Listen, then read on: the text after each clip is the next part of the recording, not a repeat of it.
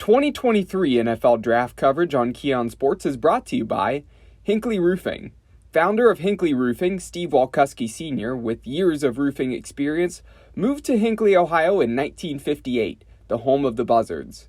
Steve is looking to build a company driven on service, quality, and integrity. Hinckley Roofing is a family-owned and operated business serving the northern Ohio area since 1958. Mention Keon Sports when you call for a 10% discount. Got you covered Medina, with everything from blinds, custom bedding, and shutters to shades and drapery. They have it all. Check them out online at www.gotchacovered.com/Medina or call them at 330-446-3647. That's 330-446-3647. TNT Construction. TNT Construction is a private family-owned construction company located in Berea. TNT provides residential and commercial remodeling, construction, and building services to clients in Cleveland and all of Northeast Ohio. Pulp North Olmsted. Hey North Olmsted Eagles fans, former NFL player and Eagle alumni Matt Rothram wants to see you at Pulp North Olmsted. This delicious and healthy meal phenomena is exactly what North Olmsted needed. From wraps to bowls to smoothies and everything in between, this is the perfect healthy option for the person on the go. Stop in and taste for yourself at 27650 Lorraine Road in North Olmsted. The store is at the corner of Porter and Lorraine, right around the block from North Olmsted High School. Stop in before the game this week. And JBL Roofing and Construction. JBL was founded by the Lewis family of Kent, Ohio in 2005 to provide residents with a reliable, professional, and high-quality level of service. Fast forward to today, JBL Roofing and Construction has become one of Northeast Ohio's most trusted roofing and siding companies, performing the highest quality of work on over 3,000 roofs and projects. Cole McDaniel back here on the Keon Sports YouTube channel, and over the course of the next 2 days, going to be rounding out the rest of the defensive prospects here for the 2023 NFL Draft. It's the defensive backs, and today going to start with the safeties. So we're going to jump right in here to number 3, and number 3 is Sidney Brown of Illinois. Now he's an extremely disruptive playmaker in the secondary, a very well-built athlete for a safety. Sturdy, strong, just has that build of a physical safety. He's instinctive, sniffs out the football like an all-pro. He has great closing burst, and Brown is also extremely dangerous in the backfield, really more dangerous in the backfield than the vast majority of other safeties out there. My knock on him would be the lack of length that he has, plus sometimes he needs to keep his head up when he's tackling. He has a tendency to put that head down, and of course that can sometimes result in some whiffs. Not a major issue, but something he can clean up when it comes to technique, something in the off season he can work on.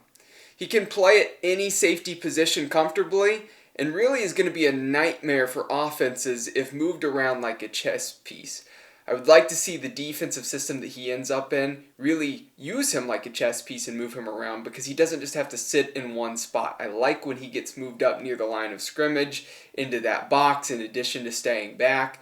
It really adds to what he can do as a defensive player out there, and Brown can make an impact. My player comparison for him is Talanoa Hufanga. Hufanga, a guy who I think the 49ers move him around like a chess piece at times. He's a safety who's dangerous up near the line of scrimmage as well, is built well, has that strong, sturdy frame for a safety. Brown and Hufanga have a lot of similarities. My projection for Brown, he's going to be a late first-round pick all the way to a third-round pick. He has the ability to sneak up into day 1.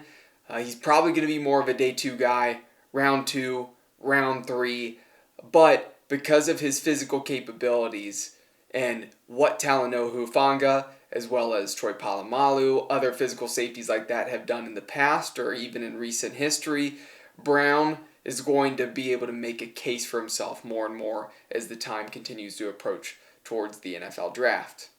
My best fits for him, the Green Bay Packers, the Philadelphia Eagles, and the Cleveland Browns. All teams that could take advantage of Sidney Brown's ability. I think they could honestly scheme around him, use him well, move him around on the football field, and my wild card for him is New England.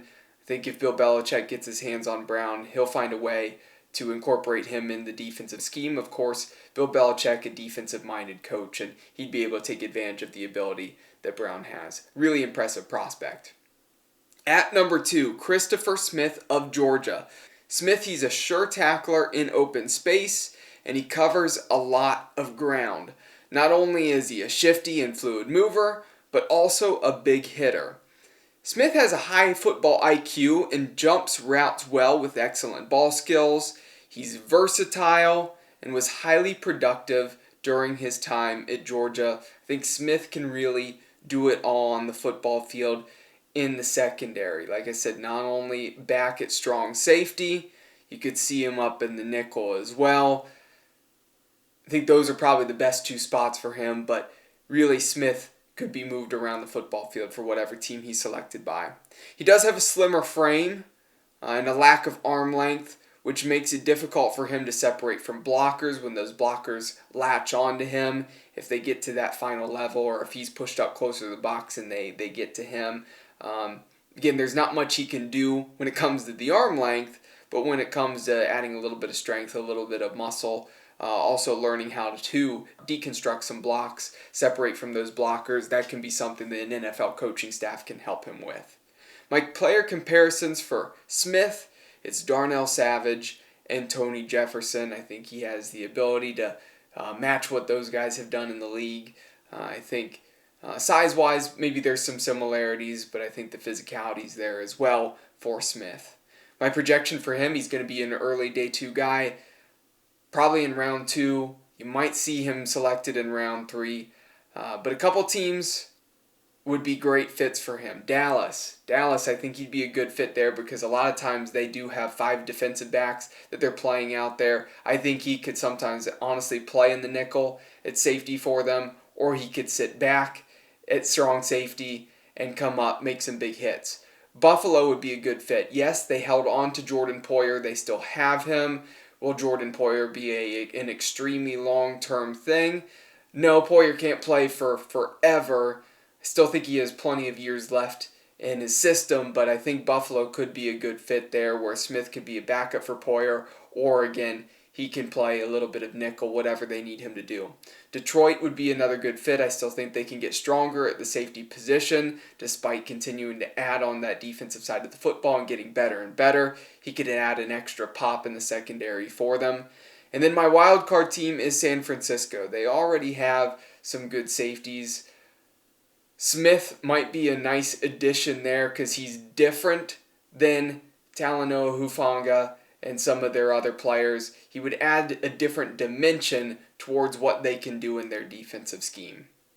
And number 1, Brian Branch of Alabama. He's the top safety in this class because he's extremely versatile. And he also has all the physical tools. Really, he could start at either safety position. I think he'd be successful at strong safety or at free safety.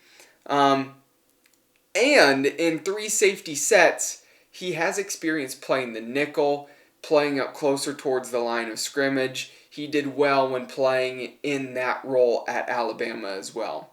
Branch has top-tier instincts, great acceleration, and is quick and slippery in traffic. He really finds a way to get to the football thanks to his motor, and his motor is always running hot. Probably plays a bit better when he is closer to the line of scrimmage, but I think he still has the ability to even sit back in a single high safety set even, because he does a great job at reading the eyes of a quarterback. He's an efficient tackler, and Branch is an effective run defender. Lastly, I think it's evident that he's blessed with a high football IQ. Again, there's a ton of compliments that I can hand out the way of Brian Branch. The only thing for him is that he's a little bit weaker in man coverage compared to zone coverage, or just as a tackler in open space or against the run. Man coverage is not his best forte, his best strength, and he lacks a bit of ball production. Not a huge interception machine or anything like that. Maybe he steps up his production in the NFL a little bit more, but that's not as much of his game. It's just being a consistent tackler and just honestly being a force out there on the football field. When he's drafted, the team that selects him, their secondary, will instantly become better. My player comparison for him is Jaquan Brisker. Brisker, a strong safety from last season.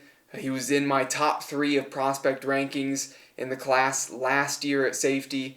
I think Branch has the physicality of Brisker. I think he has the ability and the versatility of Brisker.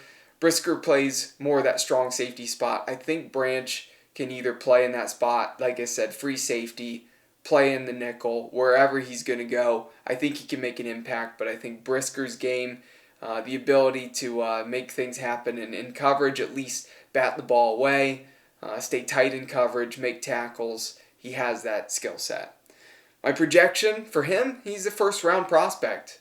I don't necessarily know if he's going to be a top 20 guy. I don't think safety is going to be a position that's flying off the board quickly.